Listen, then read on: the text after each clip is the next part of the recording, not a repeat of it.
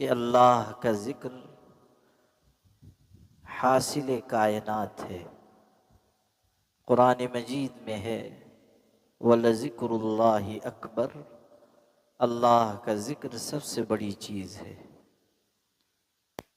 نبی کریم صلی اللہ علیہ وسلم نے ارشاد فرمایا، کیا میں تم کو سب سے افضل عمل نہ بتاؤں، اور ایسا عمل جو اللہ کی نگاہ میں سب سے زیادہ پاکیزہ ہے، اور ایسا عمل جو اللہ تعالیٰ کے راستے میں سونا چاندی خرچ کرنے سے بھی بڑھ کر ہے، اور ایسا عمل کہ اللہ کے راستے میں جہاد کرنے سے بھی بڑھ کر ہے۔ صحابہ کرام نے کہا ضرور بتائیے، تو آپ صلی اللہ علیہ وسلم نے فرمایا اللہ کا ذکر ہے۔ ظاہر ہے کہ جس عمل کو ہمارے آقا حضرت محمد صلی اللہ علیہ وسلم اتنا بڑا عمل بتا رہے ہیں، اللہ کی نگاہ میں اس کی بڑی قدر و قیمت ہوگی۔ اس لیے اللہ کا ذکر ہم سب کو کرنا چاہیے، اور اس کے لیے روزانہ وقت فارغ کرنا چاہیے، اور یہ بھی ذہن میں رہے کہ اللہ کا ذکر ہم انفرادی طریقے سے بھی کریں، اور جب ذکر کی مجلس ہو اس میں بھی شریک ہوا کریں۔ حضور اکرم صلی اللہ علیہ وسلم کے ارشاد ہے، اذا مررتم بریاض الجنة فارتعوا، جب تمہارا گزر جنت کے باغوں پر سے ہوا کرے تو چر لیا کرو۔ جنت کے باغوں پر سے گزر ہو، چر لیا کرو، یعنی کچھ کھا پی لو۔ صحابہ کرام نے پوچھا اللہ کے پاک رسول صلی اللہ علیہ وسلم جنت کے باغ کیا ہیں؟ آپ نے فرمایا ذکر کے حلقے ہیں۔ یہ جو ذکر کا حلقہ ہے یہ جنت کا باغ ہے، اور حضور اکرم صلی اللہ علیہ وسلم نے یہ ترغیب دی کہ جب ذکر کا حلقہ ہو تو اپنے آپ کو اس سے محروم نہ رکھو، اس سے فائدہ اٹھاؤ۔ حضور اکرم صلی اللہ علیہ وسلم کی مسجد میں صحابہ کی ایک جماعت ذکر میں مشغول تھی، آپ صلی اللہ علیہ وسلم اس میں موجود نہیں تھے، آپ حجرے میں تھے۔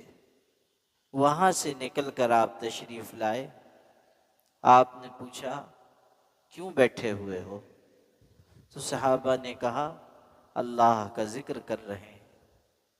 آپ نے ارشاد فرمایا بس ذکر ہی مقصد ہے کہ اور کوئی مقصد ہے؟ انہوں نے کہا نہیں، قسم بخدا صرف ذکر کے لیے بیٹھے ہیں، صرف اللہ کی یاد کے لیے۔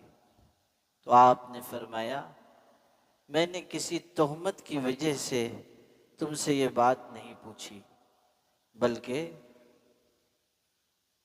بات یہ ہے کہ اللہ تعالی تمہاری وجہ سے فرشتوں کے سامنے فخر کا اظہار فرما رہا ہے، یعنی تمہارا یہ عمل اتنا اونچا ہے کہ اللہ فرشتوں کے سامنے فخر کر رہا ہے۔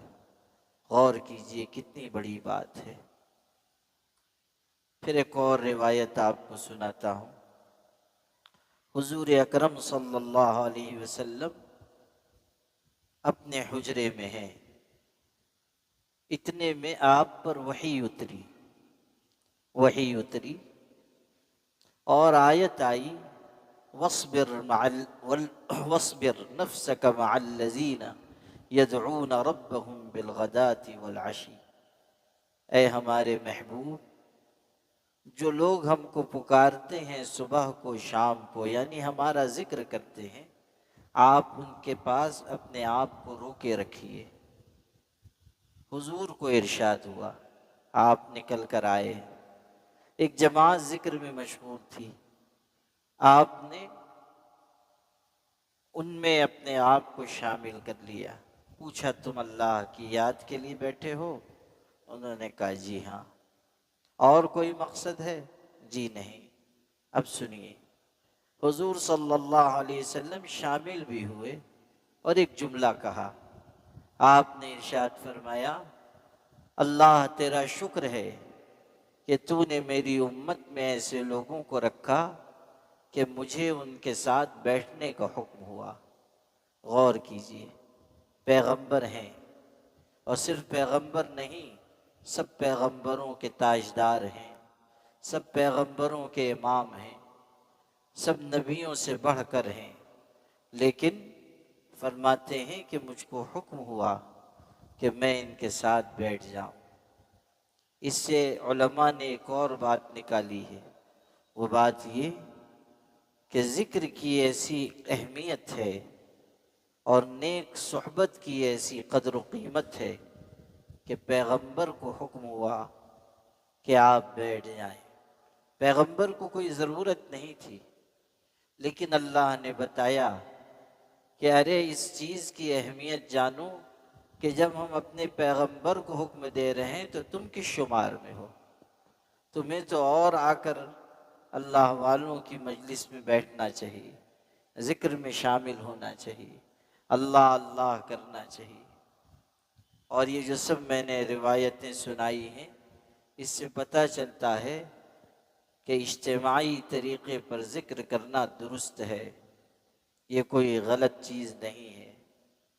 ایک اور روایت میں بالکل صاف الفاظ ہیں، نبی کریم صلی اللہ علیہ وسلم نے فرمایا، لا يقعد قوم یذکرون اللہ، کوئی قوم اللہ کی یاد کے لیے بیٹھتی ہے، یعنی کوئی جماعت اللہ کی یاد کے لیے کہیں بیٹھی ہے، اس کا فائدہ حضور بیان فرما رہے ہیں۔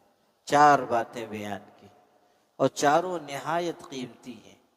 پہلی بات ارشاد فرمائی، الا حفتہم الملائکہ، جو لوگ اللہ کی یاد کے لیے بیٹھتے ہیں فرشتے ان کو ڈھانپ لیتے ہیں، گھیر لیتے ہیں، یعنی چاروں طرف سے فرشتے۔ ہم بھی ذکر کی مجلس میں ہیں، ہماری نگاہ نہیں دیکھ رہی ہے، لیکن ہمیں حضور کے ارشاد پہ 100% یقین ہے کہ اس مجلس کو سب طرف سے فرشتوں نے ڈھانپ رکھا ہے، فرشتوں نے گھیر رکھا ہے۔ فرشتے جہاں ہوتے ہیں وہاں 2 چیز پیدا ہوتی ہے۔ ایک چیز نورانیت، اس لیے کہ فرشتے نورانی مخلوق ہیں، تو جہاں فرشتے ہوں گے وہاں نور ہوگا، نورانیت ہوگی۔ اور جہاں فرشتے ہوں گے وہاں دوسری چیز پیدا ہوگی، روحانیت، اس لیے کہ فرشتوں کی غذا اللہ کا ذکر ہے، اللہ کی تسبیح ہے۔ جو مخلوق ہر وقت اللہ کو یاد کر رہی ہے ان میں روحانیت نہ ہو تو پھر کہاں ہوگی؟ تو جہاں فرشتے آئے ہوئے ہوں وہاں 2 چیزیں ہوں گی، نورانیت اور روحانیت۔ اور ایک تیسری چیز اور ہے، وہ یہ کہ جب ہم دعا مانگیں گے، اللہ سے ابھی گڑ گڑا کے عاجزی کر کے مانگیں گے، تو اللہ تعالیٰ کے بندے تو آمین کہیں گے ہی، جو فرشتے آئے ہیں وہ سب بھی آمین کہیں گے۔ تو ظاہر ہے کہ فرشتے آمین کہیں گے تو دعا کی قبولیت میں اور طاقت پیدا ہوگی، دعا مزید قبول ہوگی۔ فرشتے کہیں گے کہ اللہ ان کی دعاؤں کو قبول فرما لے۔ تو غور کیجئے کہ کیسا بڑا فائدہ ذکر ہوا۔ پہلا فائدہ ہے، ایک ہی روایت میں 4 فائدے۔ پہلا فائدہ، حفتہم الملائکہ، فرشتے گھیر لیتے ہیں، ڈھانپ لیتے ہیں۔ دوسری بات، غشیتہم الرحمہ، رحمت ان کو چاروں طرف سے ڈھانپ لیتی ہے۔ رحمت ہم سمجھتے ہیں کہ اللہ کی رحمت مل گئی، رحمت آ گئی، ہمارا کچھ کام بن گیا، بس۔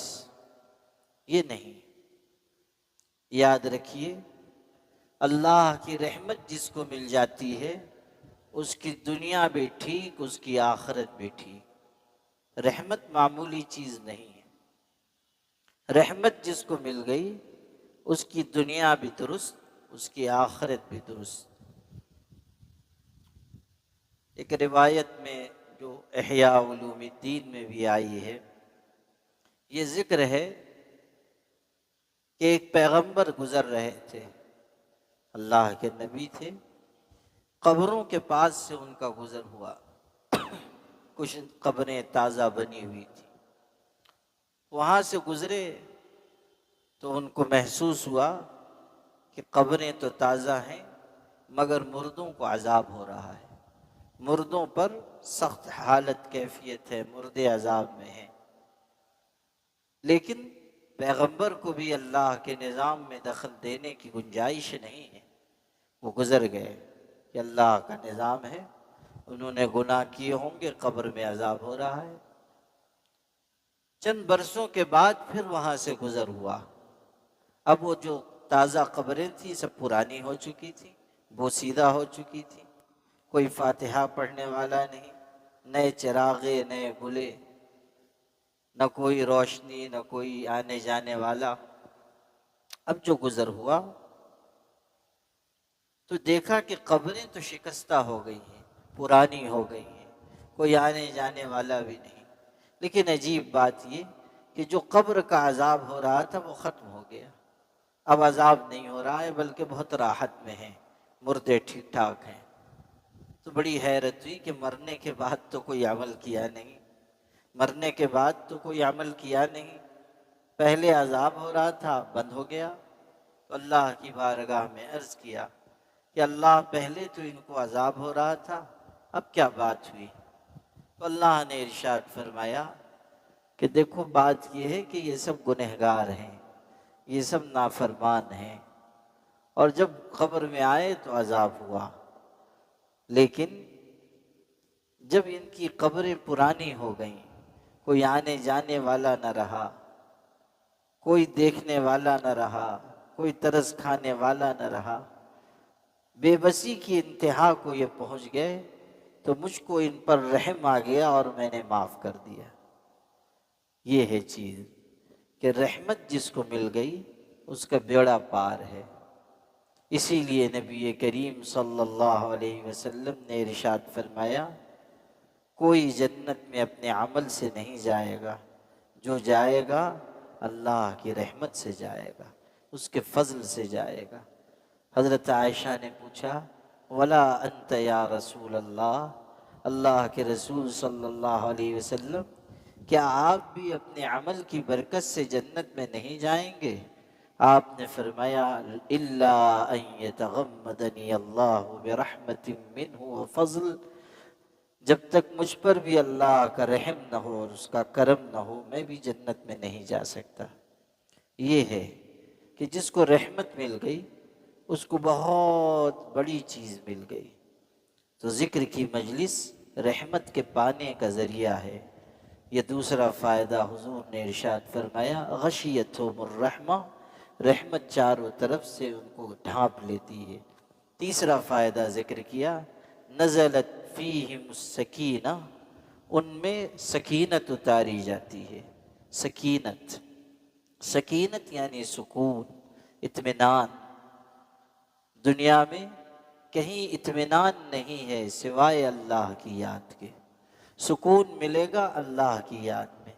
سویڈن دنیا کا بہت عالیشان ملک ہے، اور وہاں خوبصورتی بہت، سرسبزی شادابی بہت، کھیتیاں، باغات، ترقیات، اور وہاں کی حکومت کا نظام یہ ہے کہ ہر شہری کے لیے رہائش حکومت کی طرف سے، دوا علاج حکومت کی طرف سے، تعلیم حکومت کی طرف سے، ساری چیزیں گورنمنٹ کی طرف سے انتظام ہے، اور نہایت پرسکون علاقہ ہے۔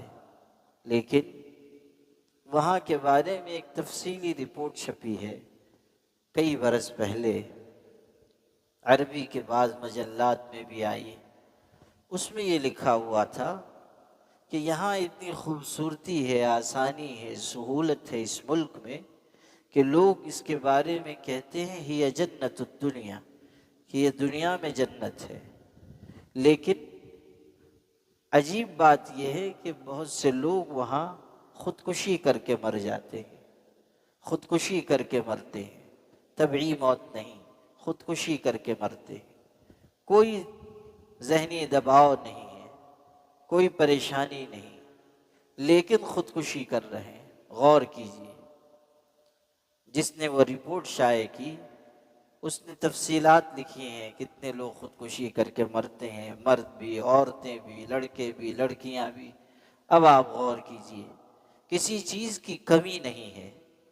کہنے والے کہہ رہے ہیں یہ جنت الدنیا، یا دنیا میں جنت ہے، لیکن لوگ اندر سے اتنے بے سکون ہیں کہ خودکشی کر کے مر رہے ہیں۔ اس کا مطلب یہ ہے کہ سکون مال اور اسباب میں نہیں، سکون صرف اللہ کے دین اور اس کی یاد میں ہے۔ سکون و اطمینان کی دولت ملے گی اللہ کے ذکر سے ملے گی۔ اسی لیے کہا الذین آمنوا وتطمئن قلوبهم بذکر اللہ الا بذکر اللہ تطمئن القلوب۔ اللہ کی یاد سے سکون ملے گا۔ چوتھی چیز ارشاد فرمائی ذکرہم اللہ فی من عندہ، چوتھا انعام ہے کہ جو لوگ اللہ کو یاد کرتے ہیں، مجلس میں بیٹھ کے اللہ کو یاد کر رہے ہیں، اللہ کے نبی فرما رہے ہیں کہ ان لوگوں کا ذکر اللہ اپنے پاس فرماتا ہے۔ ہم تو دنیا میں اللہ کا ذکر کر رہے ہیں، اللہ فرشتوں کی جماعت میں ہمارا ذکر کرتا ہے۔ حدیث میں آیا انا جلیس من ذکرنی، جو میری یاد کرتا ہے میں اس کا ہم نشیں بن جاتا ہوں۔ من ذکرنی فی نفسہ ذکرتہ فی نفسی، جو اپنے جی میں مجھ کو یاد کرتا ہے میں بھی اپنے دل میں اس کو یاد کرتا ہوں۔ ومن ذکرنی فی ملأ ذکرتہ فی ملأ خیر من ملئہ، اور جو کسی جماعت میں مجھ کو یاد کرتا ہے میں اس کو اس کی جماعت سے بہتر جماعت میں یاد کرتا ہوں۔ ہم تو یہاں یاد کر رہے ہیں، ہم تو گنہگار ہیں، گنہگاروں کی مجلس میں ہم نے اللہ کو یاد کیا، اور اللہ نے فرشتوں کی محفل میں ہمیں یاد کیا۔ اسی لیے فرمایا فاذکرونی اذکرکم، مجھ کو یاد کرو میں تمہیں یاد کروں گا۔ اللہ کی یاد کیا ہے یہ بھی سمجھیے۔ قرطبی رحمۃ اللہ علیہ نے لکھا ہے تفسیر میں کہ اللہ تعالیٰ یہ جو کہہ رہا ہے فاذکرونی اذکرکم، اس کا مطلب کیا ہے کہ مجھ کو یاد کرو میں تم کو یاد کروں گا۔ ہم نے کہا لا الہ الا اللہ تو اللہ ہمارا نام نہیں لے رہا ہے، بلکہ ہم نے اللہ کو یاد کیا، اللہ کا نام لیا، ہم نے اللہ کو پکارا، تو اللہ کی یاد یہ ہے کہ اللہ مغفرت اور نجات ہمیں عطا فرمائے گا۔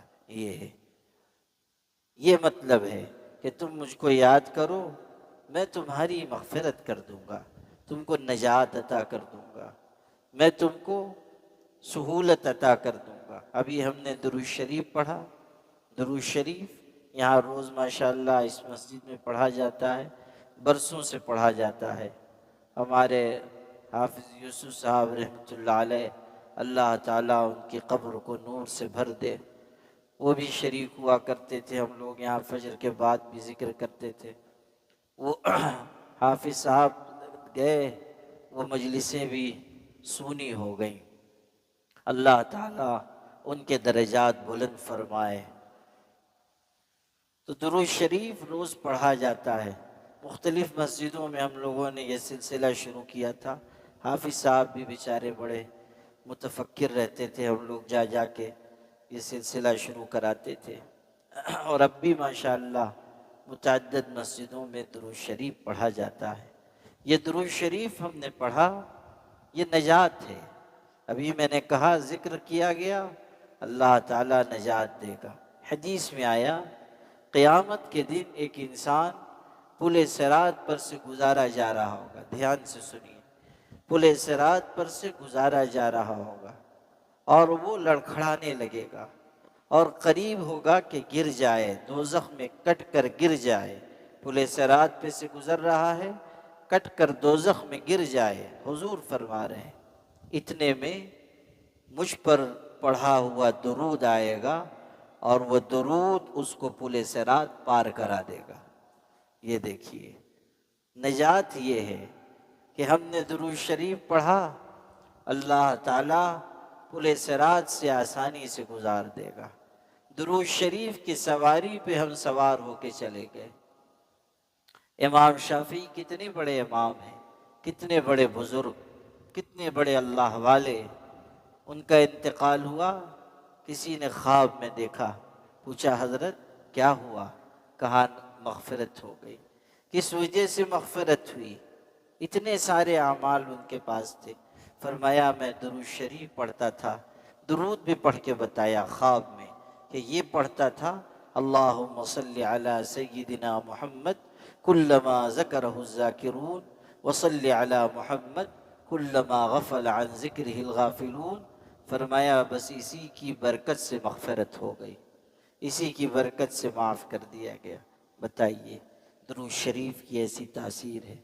درود شریف کی ایک کتاب ہے دلائل الخیرات، بہت ہی بہترین کتاب ہے، بزرگان دین اس کی اجازت دیتے ہیں پڑھنے کی، اور عجیب عجیب اس میں درود شریف ہے، بڑے پرتاثیر۔ جو اس کے مصنف تھے جنہوں نے وہ لکھا ہے دلائل الخیرات، ان کا عجیب قصہ ہوا یہ کہ ایک سفر میں وہ تھے اور منزل منزل جا رہے ہیں، ایک علاقے میں پہنچے، وضو کرنا تھا، پیاس بھی لگی تھی، پانی پینا تھا، تو ایک کنویں کے پاس تلاش کرتے ہوئے گئے، صحرا بیابان کا علاقہ تھا، تلاش کیا، ایک کنواں ملا۔ اب کنویں پہ تو پہنچ گئے لیکن پانی بہت اندر گہرائی میں، اور نہ وہاں کوئی ڈول، نہ کوئی رسی، کچھ نہیں۔ اب نکالیں تو کیسے نکالیں؟ حیران پریشان کھڑے ہوئے تھے۔ اتنے میں ایک نوعمر لڑکی آئی، اس نے کہا کیا بات ہے، آپ کیوں پریشان ہیں؟ کہنے لگے کہ پانی نیچے ہے، نکل نہیں رہا ہے۔ اس لڑکی نے اپنا لعاب، اپنا تھوک اس میں ڈال دیا، اس کنویں میں، اور جیسے ہی اس کا تھوک اس میں پڑا، پانی ابلنے لگا، اور پانی ایسا ابلا کہ منڈیر سے بہنے لگا۔ اس نے کہا کہ آپ استعمال کر لیں۔ انہوں نے پیا بھی، وضو بھی کیا۔ پھر اس سے پوچھا کہ تم کو اتنا اونچا مقام کیسے حاصل ہوا؟ اس نے کہا درود شریف کی کثرت کی برکت سے۔ بس اسی سے متاثر ہو کر انہوں نے وہ کتاب لکھی ہے دلائل الخیرات۔ یہی واقعہ سبب بنا اس کتاب کے لکھنے کا کہ ان کے دل پر یہ اثر ہوا کہ اللہ تعالیٰ نے درود شریف پڑھنے میں یہ تاثیر رکھی ہے کہ ایک لڑکی اپنا لعاب کنویں میں ڈال دے رہی ہے تو پانی ابل کر چلا آ رہا ہے۔ اللہ نے ایسی کرامت اس کو دی ہے۔ درود شریف کی کثرت بہت بڑی چیز ہے، ذکر کی کثرت بہت بڑی چیز ہے۔ اس لیے میرے بھائیوں، ہم سب اللہ کی یاد میں لگا کریں، اور جب مجلس ہو اس میں بھی آئیں، روز انفرادی طریقے سے بھی ذکر کریں، درود شریف پڑھیں۔ اللہ کے نبی صلی اللہ علیہ وسلم نے جو مسنون دعائیں سکھائی ہیں ان کا اہتمام کریں، وہ بھی بہت بڑا ذکر ہے۔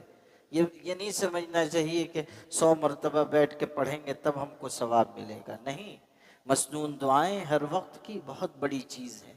حضور صلی اللہ علیہ وسلم نے فرمایا آدمی کپڑا پہنتا ہے اور کہتا ہے الحمدللہ الذی کسانی ھذا من غیر حول منی ولا قوہ، اللہ تو نے مجھ کو یہ لباس پہنایا، میری کوئی طاقت نہیں تھی، میری کوئی قوت نہیں تھی، بس تو نے مجھ کو یہ لباس دیا، تو عطا کرنے والا۔ اتنی چھوٹی دعا ہے۔ حضور نے فرمایا اگر یہ پڑھتا ہے، کپڑا پہنے اور یہ پڑھے، اللہ اس کے پچھلے سب گناہ معاف کر دے گا۔ بھلا بتائیے کتنی بڑی چیز ہے۔ کھانا کھا رہا ہے آدمی، روز آدمی کھا رہا ہے، 3 وقت کھا رہا ہے، اب تو ماشاءاللہ لوگ 5-6 وقت بھی کھانے لگے ہیں، تو آدمی کھا رہا ہے تو اور کھانے کے بعد کہہ دے الحمدللہ الذی اطعمنی ھذا ورزقنیہ من غیر حول منی ولا قوہ، اسی طرح کے الفاظ ہیں جیسے کپڑا پہننے کے بارے میں ہے۔ اللہ تو نے مجھ کو یہ کھلایا، الحمدللہ الذی اطعمنی ھذا ورزقنیہ من غیر حول منی ولا قوہ، تو نے مجھے یہ دیا، میری کوئی طاقت نہیں تھی، تو نے عطا کیا۔ حدیث میں ہے غفر لہ ما تقدم من ذنبہ، اس کے اگلے سارے گناہ معاف ہو جائیں گے۔ یعنی جو اس سے خطائیں چھوٹی چھوٹی ہو گئیں سب معاف۔ غور کیجئے کتنی بڑی بات ہے، آدمی سبحان اللہ و بحمدہ پڑھے، کتنا چھوٹا ذکر ہے، 100 مرتبہ پڑھ رہا ہے، حدیث میں ہے حطت خطایاہ وان کانت مثل زبد البحر، سمندر کے جھاگ کے برابر بھی گناہ ہوں گے اللہ معاف فرما دے گا۔ صبح کو 100 مرتبہ، شام کو 100 مرتبہ، 3 منٹ کا ذکر ہے، سبحان اللہ و بحمدہ، بس اتنا ہی ٹکڑا، سبحان اللہ و بحمدہ، بس اتنا، 100 مرتبہ صبح، 100 مرتبہ شام۔ ام المومنین حضرت جویریہ رضی اللہ عنہ صحابیہ ہیں، ام المومنین ہیں، حضور کی زوجہ، گھر میں تھی، فجر پڑھ کے ذکر کر رہی ہیں، حضور تشریف لے جا رہے تھے صبح نماز کے لیے، اور جب آپ گئے چاشت کے وقت آپ آتے تھے، دیر سے آتے تھے مسجد سے، چاشت کے وقت آپ لوٹے، دیکھا اب بھی وہ ذکر کر رہے ہیں۔ آپ نے حیرت سے پوچھا جب سے میں گیا ہوں تم ذکر ہی کر رہی ہو؟ انہوں نے کہا جی حضرت، جب سے آپ گئے میں ذکر میں ہوں۔ حضرت نے فرمایا تمہارے پاس سے جانے کے بعد میں نے ایک کلمہ 3 مرتبہ کہا، 3 مرتبہ، ایک کلمہ 3 مرتبہ کہا، اور جتنا تم نے ذکر کیا ہے اگر وہ ذکر اور یہ کلمہ 3 بار والا دونوں کو وزن کیا جائے گا، یہ کلمہ اس پر بھاری پڑ جائے گا۔ پھر آپ نے سکھایا سبحان اللہ و بحمدہ عدد خلقہ ورضا نفسہ وزینت عرشہ ومداد کلماتہ، جو 3 مرتبہ اس کو پڑھے گا وہ گھنٹوں ذکر کرنے کے برابر اجر پائے گا، صرف 3 مرتبہ پڑھنا ہے۔ اور کتنے چھوٹے کلمات ہیں، سبحان اللہ و بحمدہ عدد خلقہ ورضا نفسہ وزینت عرشہ ومداد کلماتہ، روزانہ 3 مرتبہ پڑھنے کی عادت ڈالیے۔ حدیث میں ہے جو اپنے مسلمان بھائی کے لیے مغفرت کی دعا مانگے گا اس کی طرف سے ایک نیکی اسے ملے گی۔ اس وقت دنیا میں 2 ارب مسلمان ہیں، کتنے مسلمان؟ 2 ارب مسلمان۔ اگر ہم یہ دعا کریں اللہم اغفر لی وللمؤمنین والمؤمنات والمسلمین والمسلمات، بس اتنا ٹکڑا، اتنا اگر ہم مانگیں اللہ تعالیٰ 2 ارب نیکی عطا فرمائے گا۔ آپ غور کیجئے اتنا پڑھنے پر کتنی نیکی ملے گی؟ 2 ارب نیکی ملے گی۔ ہر نماز کے بعد پڑھ لیجئے، کریں گے انشاءاللہ۔